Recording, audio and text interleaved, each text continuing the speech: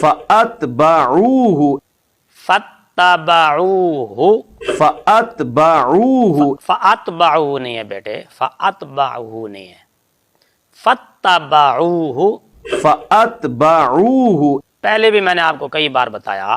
بسم اللہ والحمد للہ والصلاة والسلام علی رسول اللہ۔ السلام علیکم ورحمۃ اللہ تعالی وبرکاتہ۔ امید ہے آپ سبھی حضرات خیریت سے ہوں گے۔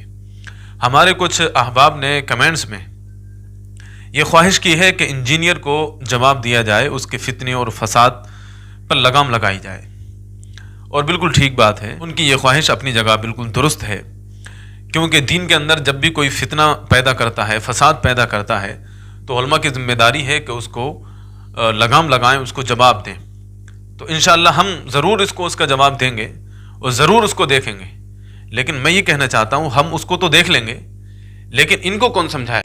پیٹرول میں برکت کا روحانی علاج سورۃ الکوثر 7 بار پڑھ کر پیٹرول کی ٹنکی پر دم کر دیں، انشاءاللہ عز و جل پیٹرول میں برکت ہوگی۔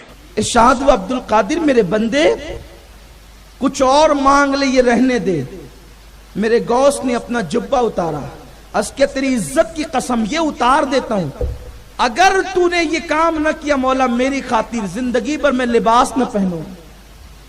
ندائی میرے بندے اسی تیری ادا پر تو ساری کائنات قربان ہے، اور تیرا یہ یقین ہمیں اچھا لگتا ہے، اب میری قدرت کا کرشمہ دیکھ لے۔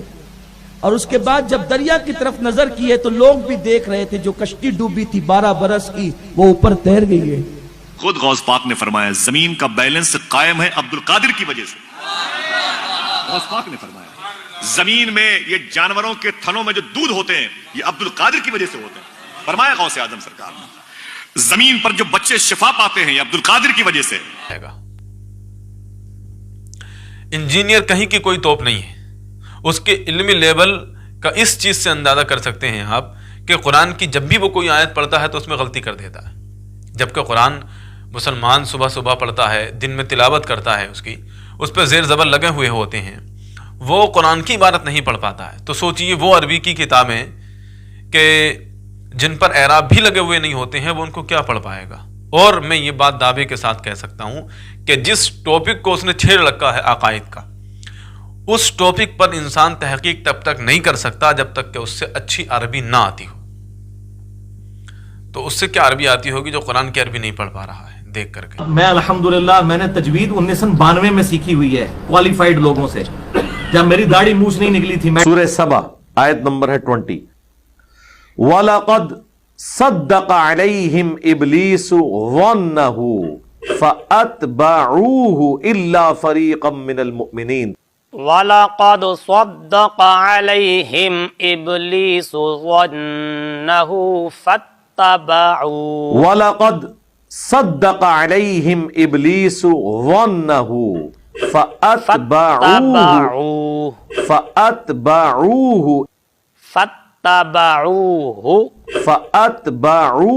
فَأَتْبَعُوهُ نہیں ہے بیٹے، فَأَتْبَعُوهُ نہیں ہے،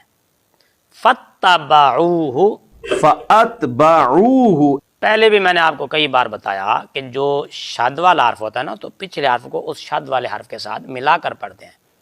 یہ تا ہے نا، تا یہ جزم والی نہیں ہے بلکہ شد والی ہے۔ فَأَتْبَعُوهُ نہیں ہے،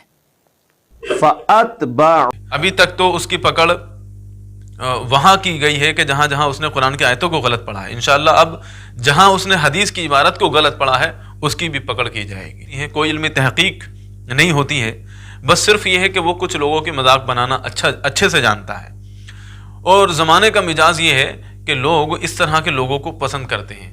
کوئی اگر سیدھے سیدھے قرآن و حدیث کی بات سنائے تو اس کو پسند نہیں کرتے ہیں، وہ ہاں اگر کسی کی مذاق بنانے لگے اور اچھے طنز کسنے لگے تو یہ عوام اس کو پسند کرتی ہے۔ یہ عوام کی مردہ دلی کہیں یا بے ضمیری کہیں، یہ جو بھی کچھ کہیں، لیکن بہرحال اس کو لگام لگانا ضروری ہے، کیونکہ یہ اب ایک فرقے کی شکل اختیار کر رہا ہے۔ حالانکہ وہ بار بار کہتا ہے میرا کوئی فرقہ نہیں ہے، وہ فرقوں کی مسجدیں ہوتی ہیں، مدرسے ہوتے ہیں، ان کی رسیدیں ہوتی ہیں، اور نہ میری مسجد ہے، نہ مدرسہ ہے، نہ میری رسید ہے۔ تو یہ کوئی ضروری نہیں ہے فرقے کے لیے کہ اس کی مسجد و مدرسہ ہی ہو۔ فرقے کا کام ہوتا ہے باطل کو پھیلانا، وہ یوٹیوب کے ذریعے پھیلایا جا سکتا ہے، मदरसे की जहां बात रही तो यूट्यूब मदरसा है आजकल, वो मदरसा उन्होंने बना रखा है, और अभी मस्जिदें नहीं हैं।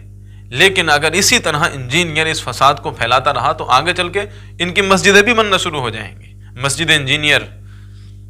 तो इंजीनियर एक मामूली सा इंसान है। अगर हमारे मुकर्रिरीन सोच समझ कर बोलें और सही रिवायात को ही पेश करें तकरीरों में। और मैं उन लोगों से भी कहना चाहता हूँ जो लोग नौजवान जलसा कराते हैं, जो कमेटियाँ जलसा कराती हैं, अगर आपका यही रवैया रहा कि उन्हीं मुकर्रिरों को बुलाएंगे जो अच्छे से किस्सा बयान करना जानता हो, कहानी बयान करना जानता हो, तो एक दिन देखना कि जो बचे कुचे लोग रह गए हैं ये भी इंजीनियर की ही वीडियो सुनना शुरू कर देंगे, क्योंकि पूरी पूरी तकरीरें गुजर जाती हैं, न कुरान की आयत सुनने को मिले न हदीस सुनने को मिले। अब एक आम इंसान जब इंजीनियर की वीडियो देखता है तो उसे एक ही दर्स में दर्जनों हदीसें सुनने को मिल जाती हैं, किताबों के नाम सुनने को मिलते हैं, हदीसों के नंबर सुनने को मिलते हैं, तो उसके लिए तो बड़ी ताज्जुब की बात है। अगर आप यही करते रहे, ऐसे मुकर्रिरों को बुलाते रहे जो किस्से और कहानी बयान करते हैं, तो ये बच्चे कुचे लोग भी इंजीनियर की वीडियो सुनना शुरू कर देंगे, ये भी गुमराह हो जाएंगे। अभी भी वक्त है कि अपने जलसों में तब्दीली पैदा कीजिए और ऐसे उलमा को बुलाइए कि जो 2 घंटे ना बोलें, 20 मिनट ही बोलें, लेकिन कुरान और हदीस से बात करें और उनका एक एक लफ्ज़ आवाम के दिल पर उतरता जाए। आप कहेंगे ऐसे लोग कहाँ मिलते हैं? तलाश कीजिए। ऐसे लोग इश्तिहारों में नहीं मिलते हैं, ऐसे लोग आपको किसी की चापलूसी करते हुए नहीं मिलते हैं। ऐसे लोग को तलाश कीजिए, कहीं किसी कोने में बैठकर दर्स दे रहे होंगे, बुखारी और मुस्लिम का, अकायद का, बड़ी बड़ी किताबें पढ़ा रहे होंगे। लेकिन आप तलाश कीजिए और उनको बुलाइए, उनको अपने स्टेज की जीनत बनाइए। वो 10 मिनट भी अगर बोलकर जाएंगे तो उनकी बात में असर होगा।